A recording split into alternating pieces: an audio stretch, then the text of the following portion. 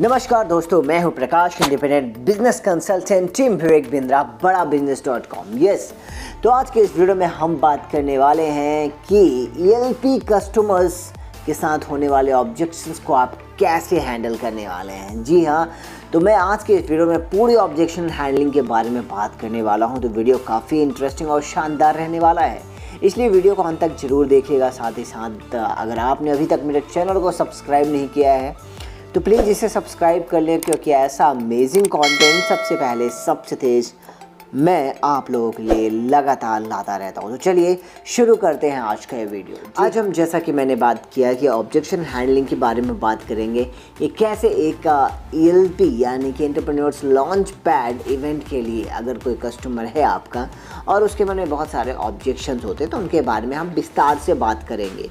Yes, सबसे पहली चीज़ कि भाई आपका ऑब्जेक्शंस क्या था। देखिए सिंपल, मैं हमेशा कहता हूँ कि ऑब्जेक्शंस का मतलब बिल्कुल भी नहीं होता कि आप रिजेक्ट हो। देखिए ऑब्जेक्शंस का मतलब होता है कि there is a first step, है ना, फॉर सिलेक्शन।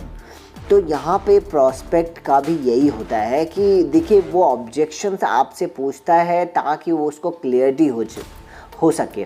अब क्लैरिटी कैसे होगी, हम क्या सोच लेते हैं कि भाई ये ऑब्जेक्शंस पूछ रहा है, पक्का ये नहीं लेगा, तो ऐसा बिल्कुल भी नहीं सोचिए। देखिए बहुत इंपॉर्टेंट होता है कि ऑब्जेक्शंस हैं तो ही आप देयर इज अ चांस कि आप उसमें कस्टमर आपका सेलेक्ट हो पाए। अब देखिए मैं इसको डिटेल में कैसे समझाता हूँ।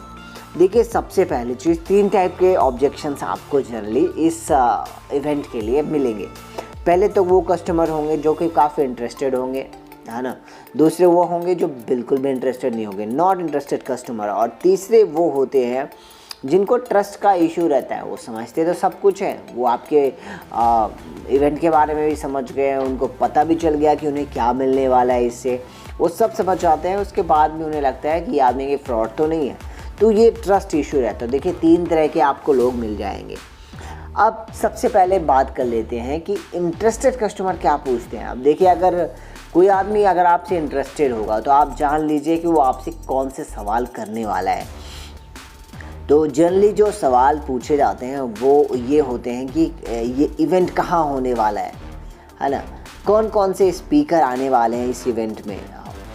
कुछ लोग ऐसे पूछते हैं कि ये कब होने वाला है ये इवेंट, क्या विवेक सर लाइव सिखाएंगे इस इवेंट में, और क्या क्या सिखाया जाएगा इस इवेंट में, ट्रेनिंग की टाइमिंग क्या होगी, क्या सवाल कर सकते हैं इस इवेंट में, टिकट्स के साथ और क्या क्या मिलेगा इस इवेंट से, बिजनेस जॉब में क्या क्या हेल्प मिलेगी, और क्या प्रोसेस है इस इवेंट को अटेंड करने का। कुछ इस तरह के सवाल जो इंटरेस्टेड कस्टमर होते हैं वो आपसे पूछेंगे। तो इस प्रकार से आपको जानकारी हो जाएगी कि यस, ये व्यक्ति आपके लिए इंटरेस्टेड कस्टमर है, आपको इस पे क्या करना है आगे। अब देखिए, अब हम दूसरे टाइप के कस्टमर्स की बात कर लेते हैं। जो दूसरे टाइप के ऑब्जेक्शंस क्रिएट करने वाले कस्टमर होते हैं वो होते हैं नॉन इंटरेस्टेड कस्टमर। अब वो ये क्या पूछते हैं, वो उसकी बात कर लेते हैं। देखिए बेसिकली नॉट इंटरेस्टेड कस्टमर 3 ही चीज़ें बोलता है। पहला, मेरे पास पैसे नहीं है, और दूसरा बोलेगा ये आपका जो इवेंट है इतना कॉस्टली और महंगा क्यों है।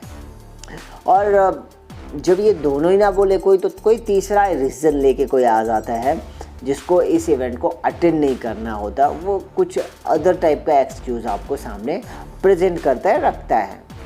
अब हम एक एक करके बात कर लेते हैं कि अगर आपके सामने एक कस्टमर बोलता ही है कि मेरे पास पैसे नहीं है, तो आप क्या सवाल करेंगे उस व्यक्ति से, है ना।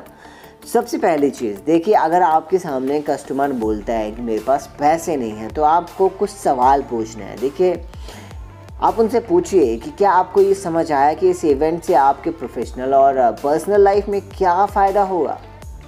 आप उनसे पूछिए कि आज बिजनेस की लर्निंग लेने के लिए नॉर्मली आप कितना इन्वेस्ट करते होंगे या कितना इन्वेस्टमेंट होता होगा। आप और पूछ सकते हैं क्योंकि बिना लर्निंग के अर्निंग तो पॉसिबल है ही नहीं, इसलिए आपने अपनी लर्निंग पे कितना इन्वेस्ट करने का सोचा हुआ है।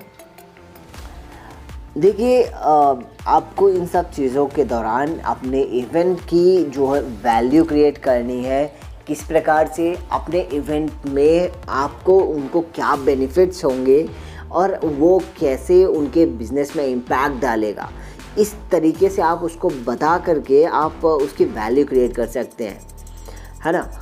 और जब आपसे ऐसा कोई बोलता है कि मेरे पास पैसे नहीं हैं, अब देखिए दूसरा जो समस्या आता है, मेजर प्रॉब्लम है कि भाई ये इतना महंगा क्यों है, इतना कॉस्टली क्यों है। तो आप उनसे पूछिए कि सर आपको क्या लगता है ना। देखिए आपको यहाँ पे पॉज होना है, उनको टाइम देना है ना, उनको सोचने का मौका दीजिए। देखिए सिंपल, उनसे जब आप पूछते हैं कि सर आपको क्या लगता है, एक साथ इन सभी मेंटर से प्रैक्टिकल और एक्सपेरिमेंटल लर्निंग लेने के लिए लोग कितना इन्वेस्ट करते होंगे, है ना।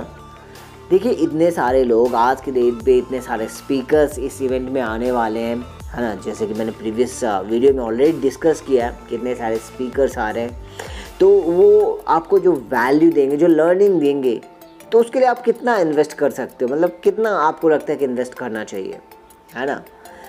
अब देखिए ये चीज़ आप पूछेंगे, आपका क्लियर हो जाएगा। अब जो तीसरा जो टाइप रहता है, जो सवाल, वो ये रहता है कि भाई आप कोई भी एक्सक्यूज़ दे सकते हैं। वो लोग कुछ भी करने का कारण एक और ना करने के बहाने अनेक। सिंपल, आप अगर अपने लाइफ में बहाने ढूंढेंगे तो जीवन में कभी नहीं आगे बढ़ पाएंगे। इसलिए अगर आपके पास सिर्फ एक वजह है तो आप उस काम को कर जाएंगे, और जिसको नहीं करना होता वो सिर्फ 18,000 बहाने ही करता रहता है। आप उसके सामने हार्ड वर्ड प्रेस कीजिए, बोलिए उसके सामने। अब हम बात कर लेते हैं कुछ अदर एक्सक्यूजेज जो जनरली लोग बोलते हैं इस इवेंट को नहीं अटेंड करने के लिए। कैसे? जैसे I am a student and my family will not allow me to go that for to an event. देखिए मैं एक स्टूडेंट हूँ और मेरी फैमिली बिल्कुल भी इतनी दूर इवेंट को अटेंड करने के लिए अलाउ नहीं करेगी। कुछ लोग ऐसे भी बोलते हैं I am in job and taking 3-4 days leave will not be possible. देखिए मैं जॉब में हूँ और 3 से 4 दिन का जो लीव है वो बिल्कुल भी संभव नहीं है। कुछ फैमिली वाले बोलेंगे कि भाई मैं एक हाउस वाइफ हूँ एंड मेरी जो फैमिली है वो मुझे अकेले ट्रैवल करने के लिए अलाउ नहीं करेगी। कुछ लोग ऐसे भी होंगे जो आपसे बोलेंगे कि देखिए इस बार पॉसिबल नहीं है and I will join next time this event. कुछ लोग बोलेंगे कि भाई मैं अगली बार ज्वाइन कर लूँगा। और कुछ लोग तो ऐसे होंगे कि भाई मैं दिल्ली ही नहीं आया कभी and it is very difficult for me to attend. मैं दिल्ली कभी आया नहीं, तो देखियो मेरे लिए बहुत कठिन है कि मैं कैसे इवेंट अटेंड करूँगा, कहाँ जाऊँगा, मैं तो घूम ही जाऊँगा। एंड समहाउ कुछ लोग आपसे बोल सकते हैं कि I will think about it, मैं सोचूंगा and will discuss with family members. वो बोलेंगे कि मैं अपने परिवार वालों से बात करके आपको सूचना देता हूँ। तो देखिए ये कुछ एक्सक्यूज़ेज़ हैं। अगर आपके सामने ऐसे कुछ एक्सक्यूज़ेज़ आते हैं तो आप समझ लीजिए ये वो लोग हैं जो इस इवेंट को अटेंड नहीं करना चाहते हैं। अब देखिए कुछ और भी है। अब इनके लिए क्या रेमेडी क्या है? देखिए इनके लिए रेमेडी है FFF, yes, feel, felt and found. ठीक है, देखिए क्या होता है, आपको याद रखना है कस्टमर का वाई क्या था।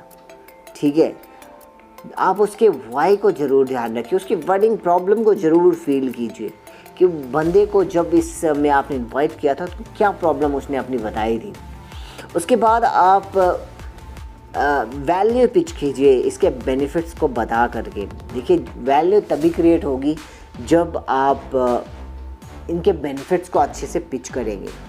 एंड सबसे बड़ी चीज़ उन्हें बताइए कि अगर आप ये सब सीख लेते हैं तो कैसे आपके बिजनेस में इसकी जो लर्निंग है आपको कैसे इम्पैक्ट डालेगी, आप वो भी उसे बताइए। So feel, felt, found, it is a very interesting, है ना। आप अगर इसको इस्तेमाल करते हैं ऐसे लोगों के ऊपर तो जनरली आपको काफ़ी ज़्यादा सफलता मिलने के चांसेस बढ़ जाते हैं। अब बात कर लेते हैं कि ट्रस्ट इशू वाले जो कस्टमर्स होते हैं वो क्या पूछते हैं। देखिए ट्रस्ट इशू वालों के साथ क्या होता है कि वो आपसे सीधे सवाल करता है, भाई ट्रस्ट कैसे करूं कि पेमेंट बड़ा बिजनेस में ही हो रही है। और दूसरा आपसे बोलेगा कि बड़ा बिजनेस कंपनी सही है, लेकिन कैसे मान लो कि आप बड़ा बिजनेस से ही हैं। देखिए, ये दो सवाल बहुत कॉमन होते हैं जनरली जिनको ट्रस्ट का इशू होता है। तो मैं आपके लिए बता दूं कि ट्रस्ट इशू का बहुत अच्छा है कि आप अपनी सारी चीज़ें रिवील कीजिए, आप अपने सर्टिफिकेशंस, आप उन्हें KYIIBC में जाने के लिए बोलिए, वहाँ से और अपना CRM और मोबाइल नंबर के थ्रू उन्हें सर्च करने को बोलिए, ताकि आपका ट्रस्ट इशू कस्टमर के बीच ना रह पाए।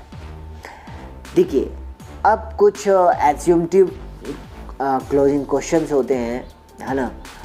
ये इंटेंट जानने के लिए जनरली किया जाता है ना, कि वो व्यक्ति तैयार है कि नहीं तैयार है। अच्छा, अब आप पूछिए कि आपने कौन से कैटेगरी की सीट का चुनाव आपने अभी, है ना, किया है अपने लिए। तो दूसरा सवाल आप पूछिए, क्या आपको ये पता है कि उस सीट कैटेगरी में क्या फीचर्स इंक्लूड हैं। उनको बताइए कि अपनी सीट बुक करने के लिए कौन से पेमेंट ऑप्शन आपके लिए सही रहेंगे, और क्या इस इवेंट से रिलेटेड और कोई डाउट है आपके मन में। तो उनसे ये 4 सवाल ज़रूर पूछिए जब भी आप क्लोजिंग करने वाले हैं। अब मैं समराइज़ करना चाहूँगा कि क्लोजिंग करते वक्त आपको कुछ पॉइंट्स रिमेंबर करने हैं। वो क्या है, आपको बेनिफिट्स ज़रूर याद होने चाहिए, आपको स्पीकर्स के नेम पता होना चाहिए, और आपको इम्पैक्ट पता होना चाहिए कि वो कैसे किसी के बिज़नेस में इम्पैक्ट डालेंगे। देखिए, ये 3 बहुत ज़रूरी है, स्पेशली जब आप किसी प्रॉस्पेक्ट से के ऑब्जेक्शंस को हैंडल कर रहे हैं, क्योंकि यही चीज़ है जो आगे चल के वैल्यू क्रिएट करेगी आपके इवेंट की, और आपके लिए क्लोजिंग आसान कर देगी। दोस्तों, दैट्स इट फ्रॉम टुडे। मुझे उम्मीद है कि आपको ये वीडियो काफ़ी इंटरेस्टिंग लगा होगा। प्लीज़ मुझे कमेंट बॉक्स पर लिखकर ज़रूर बताएं आप और किस बारे में वीडियो चाहते हैं। प्लीज़ मुझे ये भी ज़रूर मेंशन करें। आप लोगों का वीडियो को अंत तक देखने के लिए, मेरे साथ यहाँ तक बने रहने के लिए हृदय की गहराई से बहुत बहुत धन्यवाद।